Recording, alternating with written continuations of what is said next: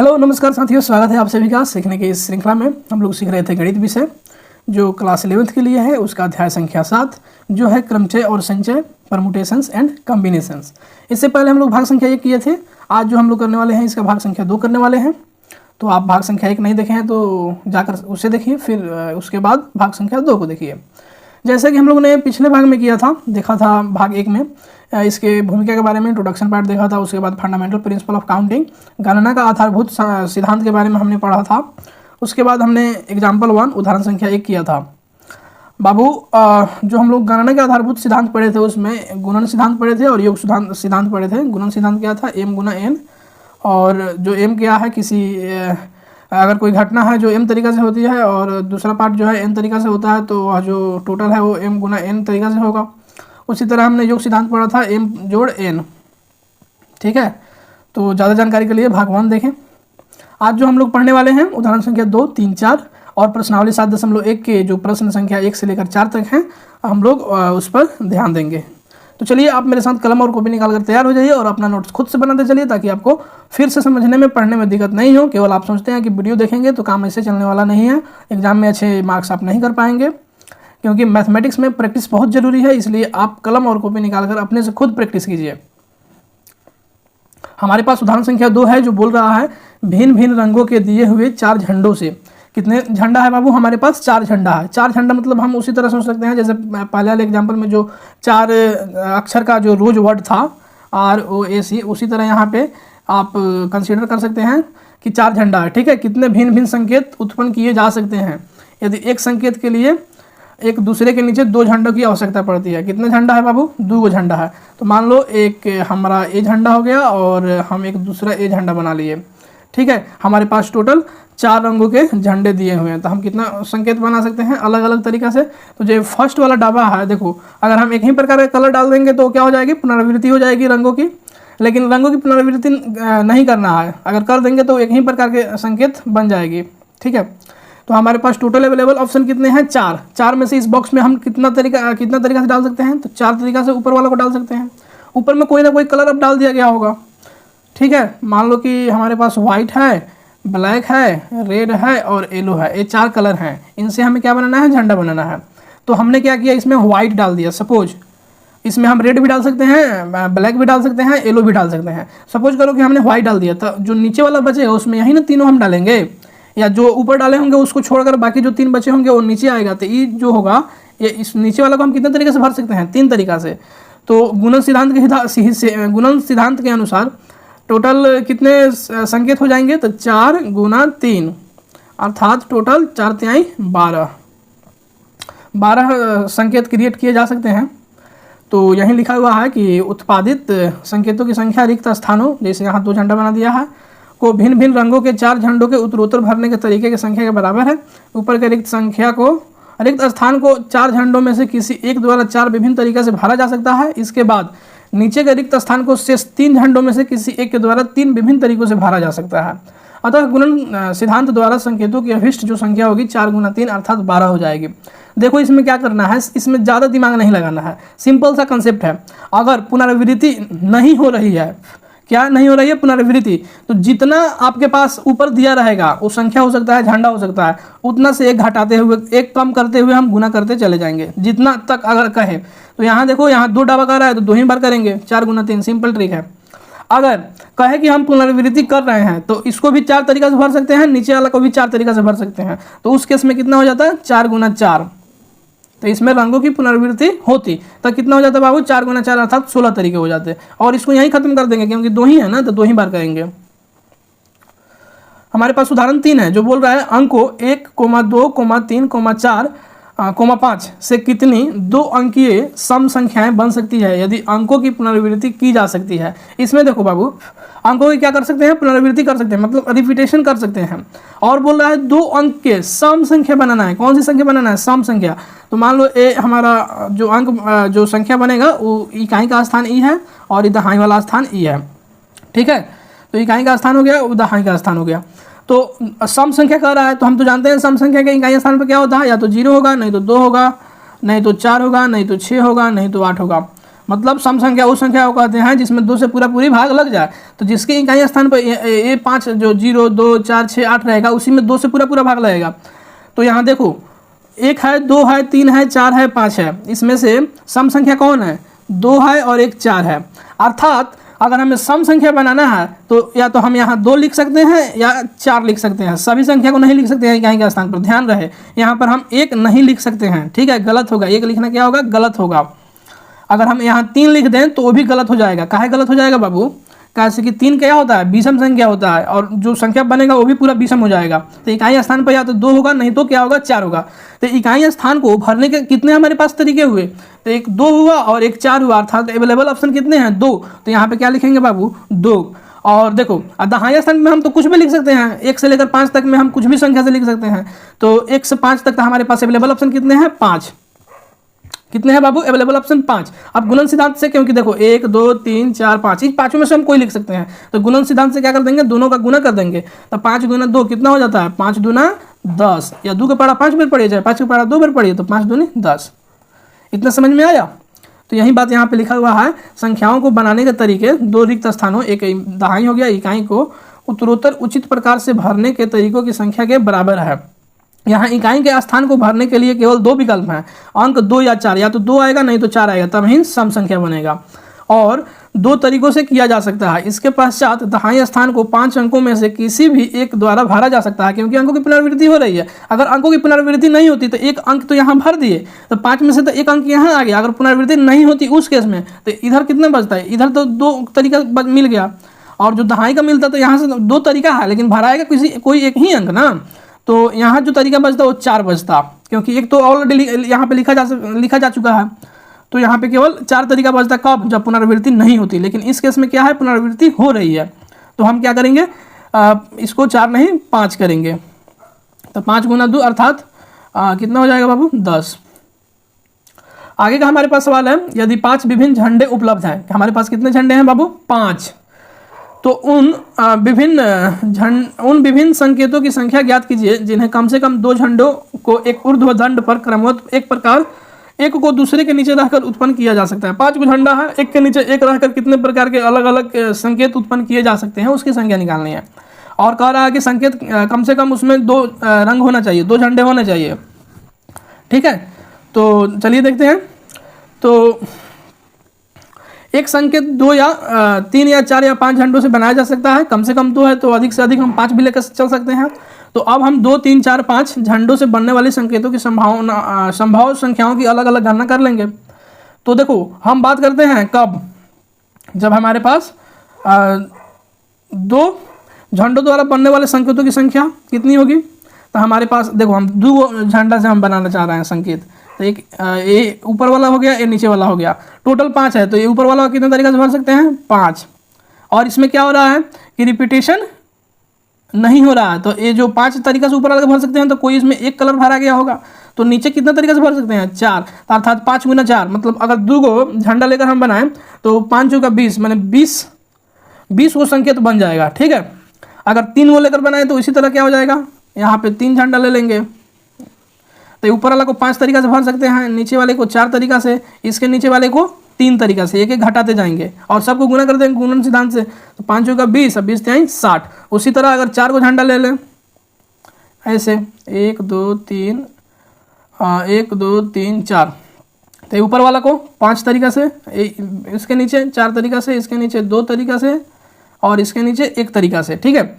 तो अब क्या करेंगे? सबका गुना कर देंगे। तो 5 का 20 3 60 दूनी 120। अगर 5 का 5 झंडा ले लें तो एक और नीचे बढ़ जाएगा,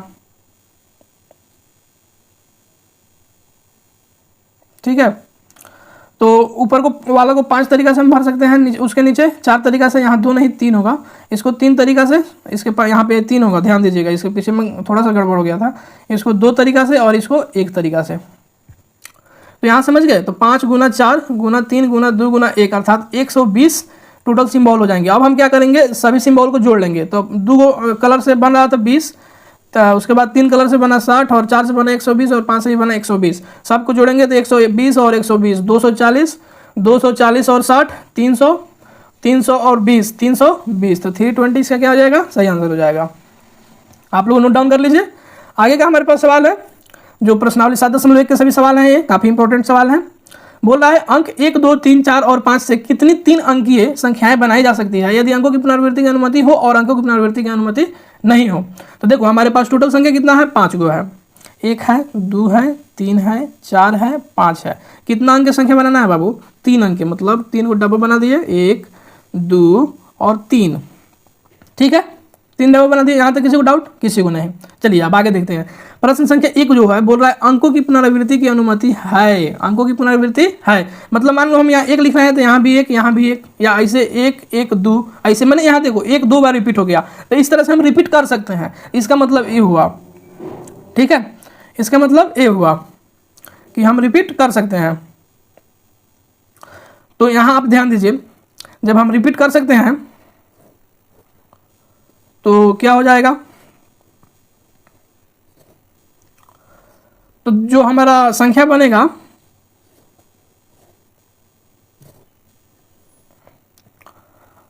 ये जो फर्स्ट डबल बनेगा इसको हम कितने तरीके से भर सकते हैं। हमारे पास टोटल अवेलेबल ऑप्शन कितने हैं, 5। टोटल अवेलेबल ऑप्शन बाबू कितना है, 5। और एक डब्बा को हम 5 तरीके से भर सकते हैं। ठीक है, अब देखो अंकों की क्या कर रहे हैं, रिपीटेशन कर रहे हैं, तो इस वाले डब्बा को भी 5 तरीका से भर सकते हैं और इस वाले डब्बा को भी 5 तरीका से। ठीक है, अब सबका गुना कर देंगे। जब रिपीटेशन हो तो घटाएंगे नहीं, जब रिपीटेशन हो तो जितना अंक दिया है उतना ही तरीका से हम उसको भर सकते हैं, ये ध्यान रखिएगा। और जब रिपीटेशन नहीं हो, जब रिपीटेशन नहीं हो तो एक एक घटा कर हम गुना करेंगे। तो ऊपर वाले केस में क्या हो जाएगा, अंकों की पुनरावृत्ति की अनुमति है तो 5 गुना 5 गुना 5, अर्थात 5 के पहाड़ा 5 बार पढ़ेंगे तो 25 और 25 के पहाड़ा 5 बार पढ़ेंगे तो 125। तो 125 संख्याएं बनाई जा सकती है। ये हो गया हमारा पहला केस। ठीक है, तो 3 अंकीय संख्याओं में 3 स्थान होते हैं, सिंपल सा मतलब है, वहीं लिखा गया है 1, 2 और 3। इसके पहले हम जो बता दिए 2 अंकीय संख्या का बता दिए। ठीक है, 1, 2, 3, 2 अंक नहीं 3 अंक ही था, जो 5 संख्याओं में से लेकर बनाया गया था। ठीक है, सही था।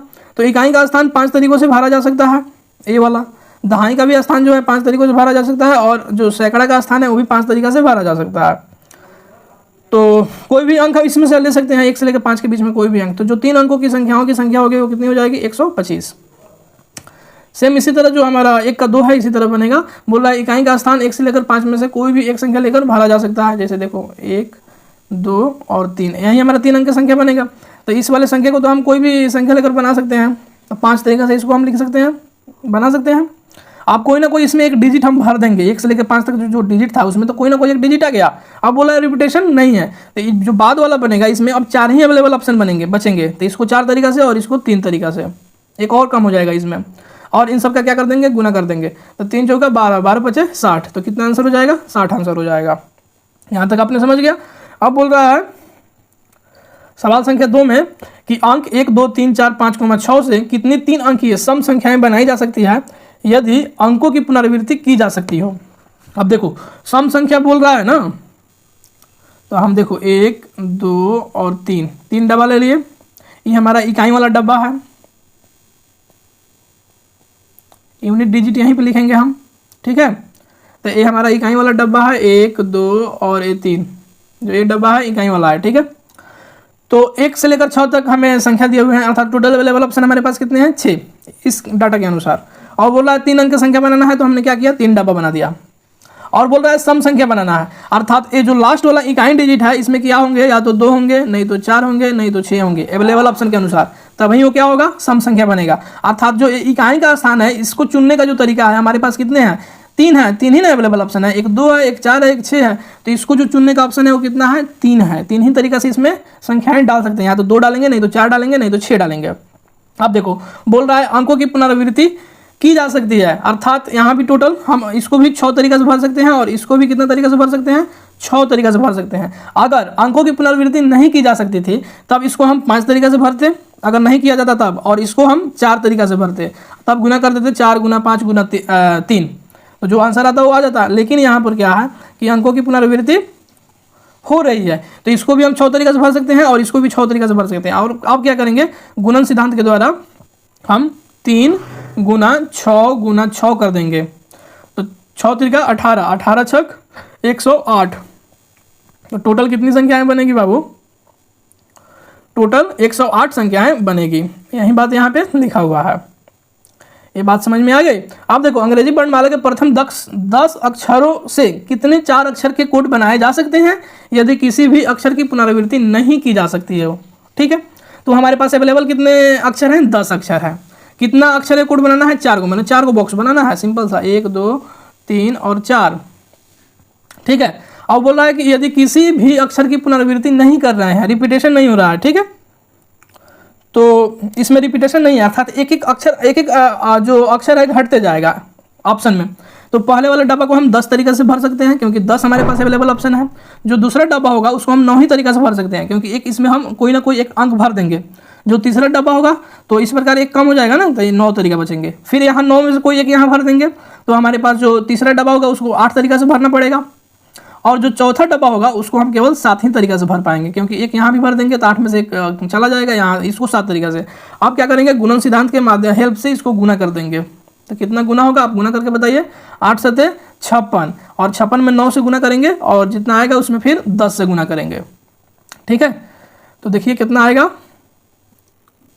4 अक्षर वाले कोड में 4 स्थान होते हैं, सिंपल सा मतलब है। देखो एटीएम का जो पिन होता है ऐसा ही होता है, 4 अक्षर का ही होता है, और उसमें भी 1 से लेकर 0 मिलाकर टोटल 10 अक्षर होते हैं। ठीक है, 0 से लेकर 9 तक। तो ऐसा ही बनेगा। अगर अंकों की पुनरावृत्ति नहीं हो तो टोटल जो कोड बनेंगे 5040 ही बनेंगे। अगर किसी का पिन होगा तो 5040 में से ही कोई उसका एक पिन होगा। तो पहले स्थान को 10 तरीके से भर सकते हैं, उसके बाद वाले स्थान को 9 तरीके से, उसके बाद वाले को 8 तरीके से, उसके बाद वाले को 7 तरीके से, सबको आपस में गुना कर दिए तो कितना आ जाएगा? 8 7 56, 56 9 504, 504 दहा के 5040। तो यहाँ तक आप समझ गए। हमारे पास अब चौथा सवाल है जो बोल रहा है 0 से 9 तक के अंकों का प्रयोग करके कितनी 5 अंकीय टेलीफोन नंबर बनाए जा सकते हैं यदि प्रत्येक नंबर 6 7 अर्थात 67 से प्रारंभ होता है और कोई एक अंक एक बार से अधिक नहीं आता है, अर्थात क्या है, रिपीटेशन अलाउ नहीं है, मैंने बार बार नहीं आ रहा, इसका मतलब रिपीटेशन अलाउ नहीं है। और एक फिक्स कर दिया है कि जो प्रारंभ के अंक होगा वो 67 ही होगा और 5 अंक हमें बनाना है। ठीक है, तो देखो बाबू क्या करेंगे। 5 अंकीय नंबर में 5 स्थान है जिसमें पहले और दूसरे को 1 और 2 से निरूपित करें तो जो पहला और दूसरा स्थान पर 6 और 7 को रखा गया है, शेष स्थान पर 8 अंकों में से कोई संख्या रखा जाएगा और इसी तरह रखा गया होगा। तो देखो इसमें क्या है, 5 को बॉक्स बना लेंगे, 1 2 3 4 और 5। शुरू के 2 स्थान फिक्स हो गए हैं, अर्थात यहाँ 6 लिखना है, यहाँ पे 7 लिखना है। तो यहाँ पे जब 6 लिखना है तो इसका एक ही तरीका है, आप छेड़छाड़ नहीं कर सकते हो क्योंकि यहाँ पे डिट्टो 6 ही आएगा। यहाँ 7 लिखना है तो इसका भी एक ही तरीका है लिखने का। ठीक है, यहाँ पर हम क्या कर सकते हैं, कोई भी संख्या लिख सकते हैं। कोई भी संख्या कौन? 6 और 7 को छोड़कर, 6 और 7 को छोड़कर तो हमारे पास अवेलेबल ऑप्शन कितने बचेंगे? 8 बचेंगे। तो 8 में से इसमें हम कोई भी संख्या लिख सकते हैं। तो इसका जो भरने का चांस है अवेलेबल ऑप्शन है 8 है, क्योंकि हमारे पास टोटल संख्या कितने हैं? 0 से 9 तक 10 होते हैं, क्योंकि 1 से 9 तक तो 9 हो गया, 0 मिला दिया तो कितना हो गया? 10 हो गया। तो यहाँ जो 6 भरे तो उसका अवेलेबल ऑप्शन 1 था, 7 यहाँ पे है तो ये भी 1 ही है, एक ही तरीके से डाल सकते हैं। यहाँ पे जो बचे हैं जो 6 और 7 के, तो टोटल 8 वो संख्या बचा हुआ है। ठीक है, तो ये जो तीसरा नंबर बॉक्स है इसको हम 8 तरीका से भर सकते हैं। अगर रिपीटेशन होता तो इसको हम 10 तरीका से भर सकते थे, लेकिन यहाँ पर रिपीटेशन नहीं है, अर्थात इसको मान लो सब चलो इसको 10 तरीका 9 तरीका, तो एक कम होगा ना, यहाँ दो हम भर दिए तो इसका केवल 1 तरीका है, इसका भी केवल 1 तरीका है, तो 2 तरीके हो गए, तो इसको केवल 8 तरीका मिलेगा। इसके बाद वाला 7 तरीका से, क्योंकि इसमें भी 1 भरा जा चुका है, इसके बाद वाला 6 तरीका से। तो ये कितना हो गया बाबू? ये 6 तरीका से टोटल भरा जाएगा। तो सबका हम क्या करेंगे? गुणन सिद्धांत से गुना कर देंगे। तो 1 में 1 से गुना करेंगे तो 1, 1 में 8 से गुना करेंगे तो 8, 8 से 56, 56 में 6 से गुना करेंगे तो 336, अर्थात 336 टेलीफोन नंबर बनाए जा सकते हैं जो 6 7 से स्टार्ट होगा और उसमें रिपीटेशन नहीं होगा और वह 5 अंक का होगा। ठीक है, तो यहाँ तक आपने समझ गया। अगले भाग में हम लोग जो सीखने वाले हैं वो प्रश्नावली 7.1 सीखेंगे। उसका जो बच गया प्रश्न है 5 6 उसको करेंगे। फिर हम लोग सीखेंगे परमुटेशंस, क्रमचय क्या होता है। उसके बाद हम लोग क्रम गुणित संकेतन अर्थात फैक्टोरियल नोटेशन के बारे में सीखेंगे और उदाहरण 5 से लेकर 8 तक करेंगे। इतने समय मेरे साथ बने रहे, इसके लिए आपका तहे दिल से धन्यवाद। पढ़ते रहिए, खुश रहिए, मस्त रहिए। जय हिंद,